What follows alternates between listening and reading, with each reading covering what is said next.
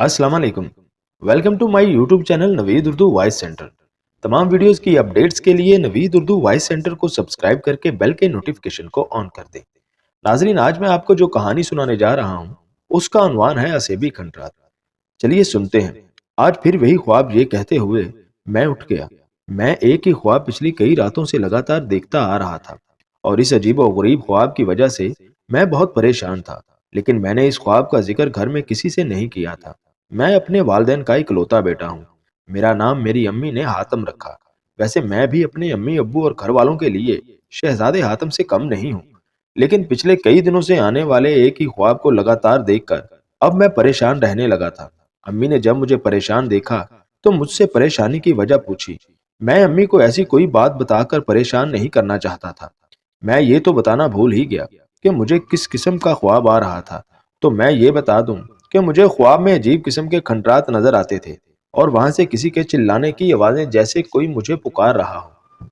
और फिर एक खौफनाक चेहरा मेरे सामने आता जिससे मेरी आंख खुल जाती और मैं उठकर बैठ जाता। इस ख्वाब की वजह से मैं बहुत परेशान और खोया खोया रहने लगा।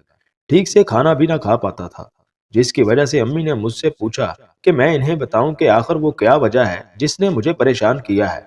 तो मैंने अम्मी को बस ये बताया, अम्मी रात को मुझे डर लगता है, अजीब से ख्वाब आते हैं। तो अम्मी ने एक बुजुर्ग से, जो कि बहुत पहुंचे हुए थे, एक तावीज लाकर मेरे गले में डाल दिया और रोजाना रात को सोने से पहले आयतल कुर्सी पढ़कर मुझ पर दम कर देती। कुछ दिनों तक तो ख्वाब आने बंद हो गए और मैं बहुत पुरसुकून हो गया।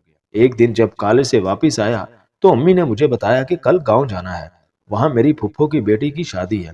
मैं ये सुनकर बहुत खुश हुआ। मैं कभी भी अपने गांव नहीं गया था। मेरा गांव शहर गुजरात में वाक़ है। वहां पर मेरे तमाम रिश्तेदार, फुफ्फो, चचा, ताया, दादी, दादा और कजन सब रहते हैं। लेकिन ना ही कभी अब्बू वहां गए और ना ही मुझे लेकर गए। अम्मी और अब्बू एक ही गांव से थे। दादा और सबसे फोन पर बात हो जाया करती थी, लेकिन गांव आने का कभी उन्होंने भी ना कहा। अक्सर मैं गर्मी की छुट्टियों में जाने की जिद करता तो अब्बू मुझे डांट देते। इसलिए मैं हैरान था कि किस तरह अब अम्मी अब्बू गांव जाने के लिए राजी हो गए। अब्बू के चेहरे से एक ऐसा लग रहा था जैसे वो कुछ परेशान हो। अम्मी भी परेशान थी, लेकिन वो मुझ पर ऐसा कुछ जाहिर नहीं कर रही थी। फिलहाल जो भी था, मैं बहुत खुश था क्योंकि मैं पहली मर्तबा अपने गांव जा रहा था। मैंने अपने कॉलेज फ्रेंड को बताया और कॉलेज से कुछ दिनों की छुट्टी ले ली। वो दिन सारा मैंने गांव जाने की तैयारी में गुजारा। गांव में कजन से कभी भी नहीं मिला, लेकिन इनसे मेरी बात होती रहती थी। फुफ्फो की बड़ी बेटी आयजा आपी मुझसे बहुत प्यार करती थी और इन्हीं की जिद पर हम गांव जा रहे थे, क्योंकि उन्होंने कहा था कि अगर मेरा छोटा भाई हातिम ना आया तो मैं शादी नहीं करूंगी। ये बात बाद में अम्मी ने मुझे बताई। हम गुजरात से चीचावतनी आकर आबाद हुए थे। इस रात मैं अपने ख्वाबों में गांव का सफर करता रहा। अल्लाह अल्लाह करके फजर की अजान हुई। फजर की नमाज अदा करके कुरान मजीद की तिलावत करके मैं लेटा ही था कि अम्मी ने उठा दिया कि हमें टाइम से निकलना है, सफर बहुत लंबा है। मेरी अम्मी टीचिंग के प्रोफेशन में थी और अब्बू ड्राइविंग के पेशे से मुंसलिक थे। तमाम जरूरी सामान लिया जो सफर में काम आ सकता। हमने अल्लाह का नाम लेकर सफर शुरू किया। मैं सफर के दौरान तमाम कुदरती मनाजर को गौर से देखता रहा और अपने गांव के बारे में सोचता रहा कि मेरा गांव कैसा होगा। गुजरात की हदूद में दाखिल हुए मैं अपने शहर गुजरात में वाकया गांव को देखता आया, जिनको देखकर मुझे दिल सुकून मिल रहा था। आखिर मेरा गांव बहलोलपुर आ ही गया। मेरा गांव दरियाए चनाब के किनारे पर वाकया बहुत ही खूबसूरत है, जिसके तीन अतराफ सरसब्ज लहलहाते हुए खेत जो आंखों को ठंडक बख्शते हैं। और मेरे गांव के आखिर में बहुत बड़ा जंगल और कब्रिस्तान वाकया है। मेरे गांव से जरूरत की हर चीज बआसानी मिल जाती है। ये कहना गलत ना होगा कि मेरा गांव एक कस्बे में तब्दील हो चुका है। बस स्टॉप पर हमें लेने चचा, ताया और कजन आए हुए थे। सब हमें बहुत बहुत गर्मजोशी से मिले और फिर हम सब घर की तरफ चल पड़े। घर में दादा, दादी, फुफ्फो और बाकी सबसे मुलाकात हुई। मेरे ननियाल वाले भी सब मौजूद थे। नानी, नाना, खाला और मामू सबसे मिला। दादी और नानी अम्मा मिलते हुए रोने लगी और बाकी सबकी आंखों में भी पानी आ गया। आखिर रोते क्यों ना। आज 20 साल बाद वो अपने बेटे, बेटी और पोते को देख रही थी। घर में सब कजन से मिला। वहाब, रिजवान, चांद, अली, रेहान, इंतजार, आलिया, समन, नूर, कमल और आयमा सब मेरे कजन थे। आखिर मैं आयजा आपी से मिला, जिन्होंने मुझसे बहुत प्यार किया और आने पर बहुत खुश है। रेहान, रिजवान, चांद, इंतजार और मैं, हम पांचों बड़े कजन्स में थे। लड़कों में आयजा आपी ने हमें शादी की तमाम जिम्मेदारियां दी। लड़कियों में भी बहुत सी कजनें बड़ी थी, लेकिन लड़कों में हम थे। आज रात मेहंदी की रात थी। मेहंदी के लिए घर को खूब सजाया गया। ہمارا بہت ہی وسیع صحن تھا جس میں کرسیاں اور میز گیسٹ کے لیے، اور سامنے ایک بڑا سٹیج بنایا جس پر دلہن کو مہندی لگانے کی رسم ادا کرنی تھی۔ مہندی بہت دھوم دھام سے ہوئی، لڑکوں اور لڑکیوں نے خوب گانے گائے، گاؤں کی بڑی بوڑھی عورتوں نے گیت گائے۔ رات کے 2 بجے مہندی کا فنکشن ختم ہوا اور ہم سب اپنے اپنے بستر پر ڈھیر ہو گئے۔ بستر پر لیٹتے ہی سب نیند کی وادیوں میں کھو گئے۔ میں ایک دم چونک کر بیٹھ گیا۔ ٹائم دیکھا تو 3 بج رہے تھے۔ پھر مجھے وہی خواب دکھائی دیا تو میں بہت پریشان ہو گیا اور پسینے سے شرابور تھا، اور حیران بھی کہ اس دفعہ خواب کچھ اور آیا تھا۔ سب کچھ وہی تھا، وہی کھنڈرات، وہی چلانے کی آوازیں، ڈراؤنا چہرہ، لیکن ایک آواز جس نے مجھے چونکا دیا وہ یہ تھی: تم آ گئے حاتم، تم آ گئے۔ میں برسوں سے تمہارا انتظار کر رہی تھی۔ میں یہ سوچ رہا تھا کہ آخر یہ آواز کس کی تھی؟ وہ کون ہے جو میرا انتظار کر رہی ہے؟ اسے سوچتے ہوئے میری آنکھ لگ گئی۔ فجر کی اذان پر آنکھ کھلی، نماز پڑھی، قرآن پاک کی تلاوت کی۔ آج آپی کی بارات آنی تھی۔ سب اس کام میں لگ گئے اور میں بھی کاموں میں خواب کو بھول گیا۔ بارات آنے کے بعد رخصتی تک کی تمام رسمیں ادا ہو گئی اور عائزہ آپی اپنے گھر چلی گئی۔ دن بھر کام کی تھکاوٹ کی وجہ سے رات کو سب جلدی سو گئے۔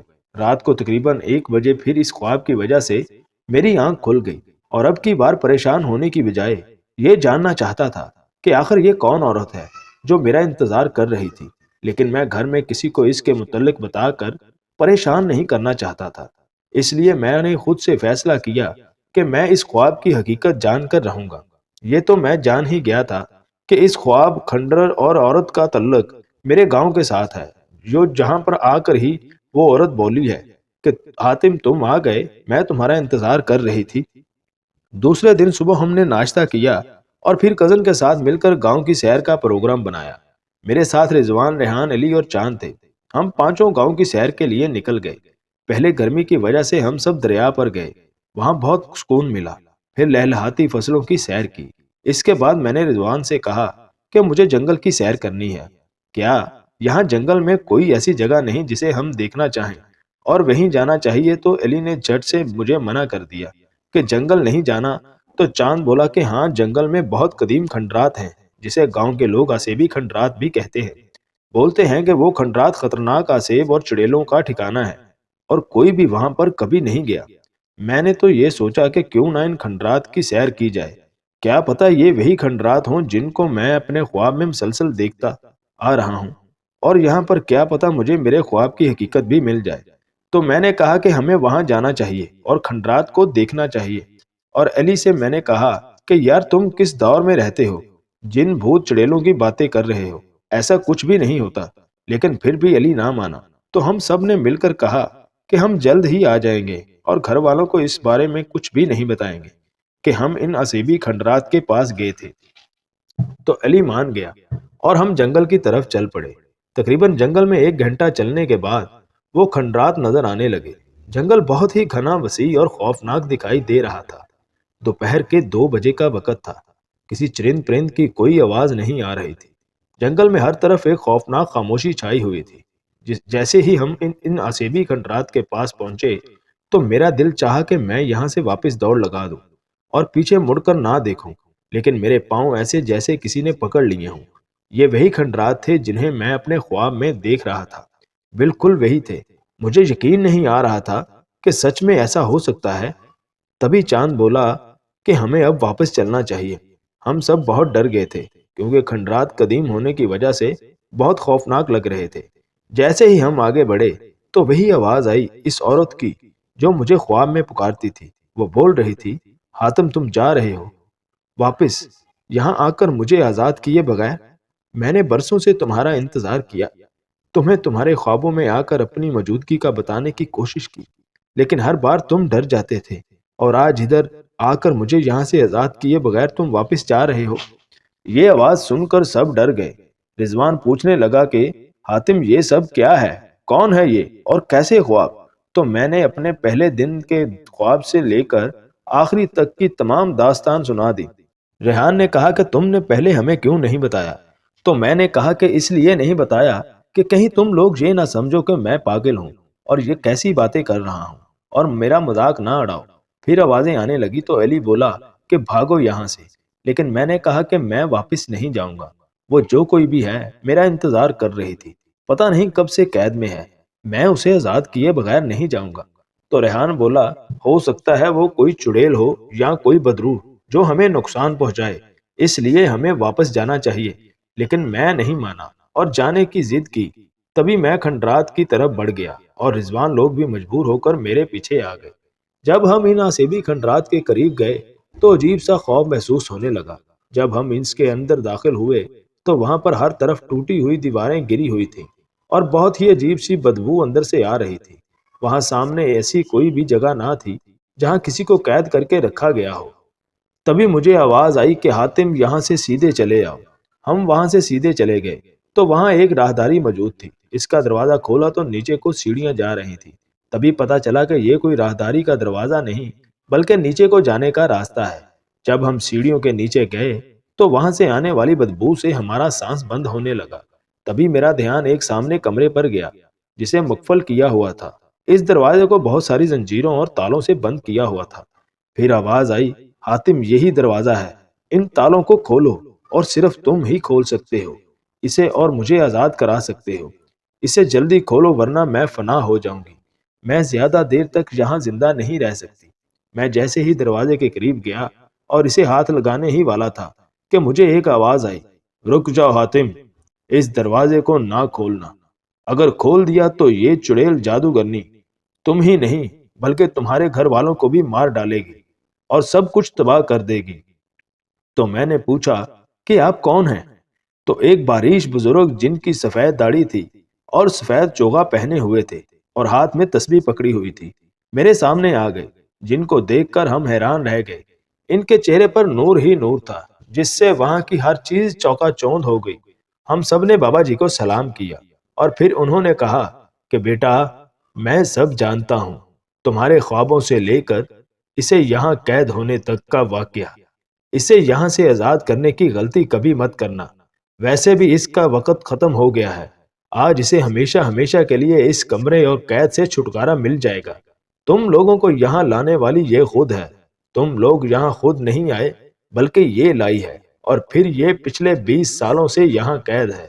بابا جی ابھی بات کر ہی رہے تھے کہ کمرے سے چیخنے چلانے کی آوازیں آنے لگی، جیسے کوئی بری طرح سے اذیت دے رہا ہو۔ چیخوں کی وجہ سے ہمیں اپنے کانوں کے پردے پھٹتے ہوئے محسوس ہونے لگے اور ایک دم سے وہاں آگ لگ گئی۔ تو ہم سب جلدی سے بابا جی کے ساتھ وہاں سے باہر نکلے تو دیکھتے ہی دیکھتے وہاں آگ پھیلتی گئی اور شعلے بلند سے بلند تر ہوتے گئے۔ تھوڑی ہی دیر بعد چیخوں کا سلسلہ ختم ہو گیا اور آگ بھی بجھ گئی۔ اب ہمارے سامنے وہ کھنڈرات سیاہ شکل میں موجود تھے۔ بابا جی نے کہا کہ آج ایک جادوگرنی اپنے انجام کو پہنچ گئی۔ اب کبھی بھی کسی کو اس کے آنے کا ڈر نہیں رہے گا۔ میں نے بابا جی سے پوچھا، بابا جی اس کا مجھ سے اور میرے خاندان کے ساتھ کیا تعلق ہے، اور یہ کون ہے اور کیوں میرے خواب میں آتی تھی اور مجھے پکارتی تھی؟ تو بابا جی نے کہا، بیٹا میں تم لوگوں کو حقیقت بتاتا ہوں، اس کے لیے تم لوگ میرے ساتھ چلو۔ بابا جی ہمیں جنگل میں ایک جھونپڑی کے پاس لے گئے۔ بابا جی اسی جھونپڑی میں رہتے تھے۔ وہاں جا کر ہمیں بابا جی نے مٹکے سے ٹھنڈا پانی دیا اور جھونپڑی کے اندر لے گئے۔ پھر بابا جی نے ہمیں بتانا شروع کیا، یہ ان دنوں کی بات ہے جب ہندو، مسلمان اور سکھ سب مل کر رہتے تھے۔ ابھی برے صغیر پاک و ہند کی تقسیم نہیں ہوئی تھی۔ اس گاؤں میں سکھ اور ہندو بھی رہا کرتے تھے۔ سب آپس میں مل جل کر پیار سے رہتے تھے۔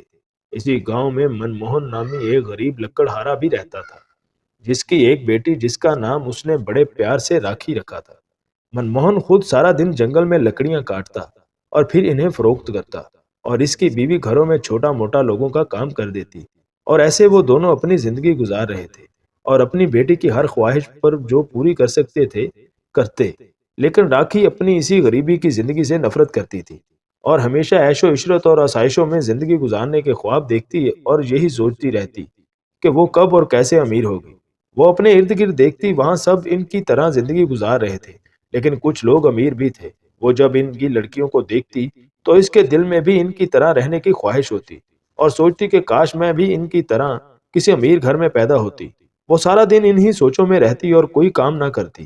اس کی ماں اسے گھر کے کاموں کا کہتی تو وہ یہ کہتی کہ میں ان کاموں کے لیے نہیں بنی، تو اس کی ماں چپ ہو جاتی۔ ایک دن اس کی ماں کو گھر آنے میں دیر ہو گئی۔ منموہن نے اپنی بیٹی سے کہا کہ جاؤ جا کے ماں کو بلا لاؤ، آج اسے آنے میں دیر ہو گئی ہے۔ وہ ماں کو بلانے چل پڑی اور اپنی سوچوں میں گم چلتی گئی۔ راستے میں اسے ایک آواز سنائی دی، تو امیر ہونا چاہتی ہے؟ اس نے مڑ کر دیکھا تو برگد کے درخت کے نیچے ایک نہایت ہی خوفناک بوڑھی عورت بیٹھی نظر آئی، جس کے چہرے پر جھریاں تھی اور اس کے بکھرے ہوئے بال تھے۔ راکھی نے کہا کہ اس نے مجھے پکارا ہے، تو اس نے کہا کہ ہاں، میں نے تجھے ہی بلایا ہے۔ میں جانتی ہوں کہ تو امیر ہونا چاہتی ہے، عیش سے زندگی گزارنا چاہتی ہے، اور میں یہ تیری خواہش پوری کر سکتی ہوں۔ راکھی خوشی سے پاگل ہو گئی کہ میری خواہش پوری ہو گئی، لیکن اگلے ہی لمحے اسے یہ خیال آیا کہ جس عورت کی خود اتنی خستہ حالت ہو، وہ مجھے کیا امیر بنائے گی۔ اس عورت نے کہا کہ وہ خود اس حالت میں رہتی ہے، اپنی اصل پہچان چھپا کر۔ راکھی حیران ہو گئی کہ اس نے اس کے دل کی بات کیسے جان لی، اور پھر یقین ہو گیا کہ ضرور اس کے پاس کوئی علم ہے جو مجھے سکھائے گی اور میں امیر ہو جاؤں گی۔ وہ عورت اس زمانے کی خطرناک کالے جادو کی ماہر تھی۔ راکھی نے اس سے پوچھا کہ بتاؤ میں کیسے امیر ہوں گی؟ تو اس نے راکھی کو کہا کہ کل میرے پاس آ جانا۔ دوسرے دن راکھی اس کے بتائے ہوئے راستے پر چل پڑی اور جنگل کے بیچوں بیچ ایک غار کے پاس جا نکلی۔ تبھی اسے آواز آئی کہ اندر آ جاؤ۔ وہ جب غار کے اندر داخل ہوئی تو اسے گندی بدبو آنے لگی۔ اسے وہاں سڑتے ہوئے گوشت خون کی بدبو آئی، جس سے اسے ابکائیاں آنے لگی۔ راکھی نے دیکھا کہ سامنے بہت بڑا بت استھان پر پڑا ہوا ہے، اور وہ عورت اس کے سامنے سجدہ ریز تھی۔ وہ اٹھی اور راکھی کو دیکھ کر بہت خوش ہوئی۔ راکھی یہ سب دیکھ کر پریشان ہو گئی اور کچھ بولنے والی تھی کہ وہ عورت بولی، کچھ نہ بولنا، میں جانتی ہوں کہ تو کیا کہنا چاہتی ہے، لیکن ایک بات یاد رکھ، اگر تجھے امیر بننا ہے تو وہ سب کچھ کرنا ہوگا جو میں کہوں۔ اس سے تیرے پاس بہت سی طاقتیں آ جائیں گی، پھر تو جو چاہے گی وہ کر سکے گی۔ تو راکھی نے پوچھا کہ اس کے لیے مجھے کیا کرنا ہوگا؟ عورت نے اسے کالے جادو کے بارے میں بتایا اور اس کے سارے غلیظ عملیات جو وہ خود کرتی تھی، جسے سن کر پہلے تو راکھی نے منع کیا، لیکن پھر اس کو امیر بننے کے لیے کوئی اور راستہ نظر نہ آیا۔ عورت نے راکھی کی آنکھوں میں دولت کی ہوس پہلے ہی دیکھ لی تھی۔ وہ جانتی تھی کہ راکھی وہ سب کرے گی جو وہ چاہتی ہے، اور پھر راکھی مان گئی اور وہ اسے اپنے ساتھ وہ سارے عملیات کرانے لگی جو وہ خود کرتی تھی، اور اسے بھی شیطان دیوتا کا پجاری بنا دیا۔ راکھی کے ماں باپ نہیں جانتے تھے کہ وہ کیا کر رہی ہے۔ وہ بس یہ کہہ کر گھر سے آ جاتی کہ میں کسی گیانی بابا سے گیان سیکھ رہی ہوں۔ راکھی جلد ہی کالے علم کی ماہرہ بن گئی اور ہر جائز ناجائز کام کرنے لگی، اور اس کی خوراک انسانی گوشت اور خون بن گیا، جس کے لیے اس نے اپنے ماں باپ کو بھی نہ چھوڑا۔ راکھی نے عورت کے بہت سے کالے کاموں میں اس کی مدد کی۔ یہ کھنڈرات جو تم کو نظر آتے ہیں، یہ راکھی نے طاقتیں ملنے کے بعد اس زمانے میں بنائے تھے، جس میں اپنی زندگی کی ہر آرام اور آسائش کی چیزیں رکھی تھی۔ لیکن پھر اسے اپنی زندگی ختم ہونے اور خوبصورتی ختم ہونے کا خدشہ ہو گیا، جس کا ذکر اس نے عورت سے کیا تو عورت نے اسے کہا کہ اگر وہ امیر ہو گئی تو وہ اسے بھی امر کر دے گی اور خوبصورت، لیکن اس کے لیے اسے 21 جوان لڑکے اور لڑکیوں کی ضرورت تھی، جس کی بلی وہ اپنے شیطان دیوتا کے سامنے دیتی، اور سب سے آخری بلی اس کی رہتی ہے جو اماوس کی رات کو پیدا ہوا ہو۔ اس کا خون پینے کے بعد اور اس کے خون سے غسل کرنے کے بعد وہ امر ہو جائے گی۔ یہ سب اس عورت نے اس کو بتایا تو وہ مان گئی۔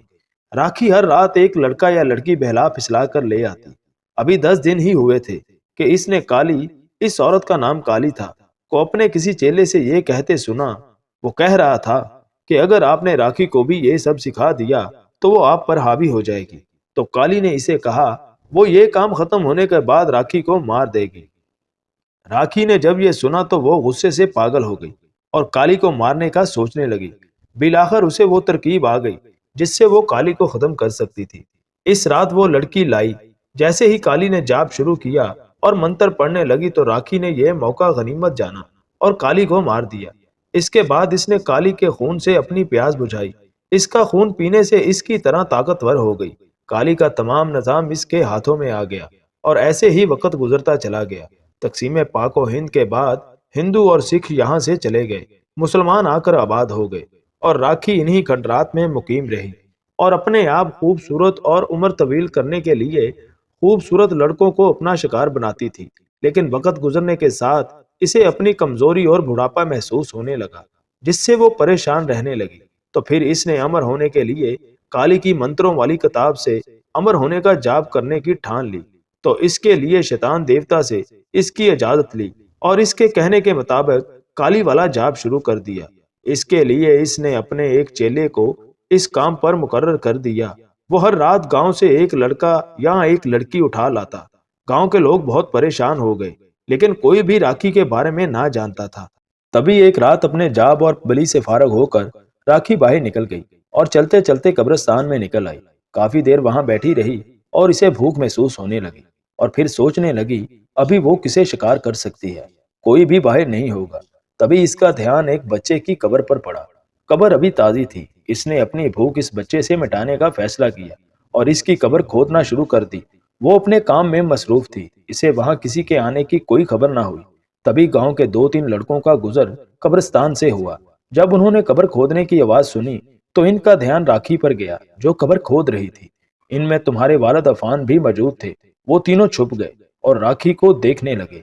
इसने बच्चे को निकाला और खाने ही लगी थी कि तुम्हारे वालिद अफान बोल पड़े, ये तुम क्या कर रही हो? कौन हो तुम? राखी ने जब ये आवाज सुनी तो वो गुस्से में आ गई और अफान की तरफ देखने लगी। जब उसने इन तीनों को देखा तो अफान को ये कहकर गायब हो गई कि वो तुमसे इसका बदला जरूर लेगी। वो तीनों डरते डरते घर आए और सुबह सारे गांव को वाकया बताया तो किसी को यकीन ना आया। फिर वो कब्र देखकर सबको यकीन आ गया और लड़कियों और लड़कों को लापता होने की वजह भी समझ आ गई। सब लोग मस्जिद के इमाम साहब के पास गए, सारा वाकया बताया और बच्चे की तदफीन के बाद घर लौट आए। इमाम मस्जिद मोहम्मद बख्श मेरा शागिर्द था। उसने गांव वालों को मेरा बताया तो गांव वाले सब मेरे पास आए और सारा वाकया बताया। मैंने तुम्हारे वालिद यानी अफान से पूछा तो उसने मुझे सब कुछ बताया। मैंने कहा कि बेटा वो तो कोई चुड़ैल नहीं बल्कि काले जादू की माहिर राखी है जो इधर मकीम है। गांव वालों को इसका सारा वाकया बताया और ये भी बताया कि कैसे वो लड़के और जवान लड़कियों को गायब कर रही है। मैंने एक रात का चिल्ला काटा जिससे मुझे इसके अमल के पीछे की वजह पता चली।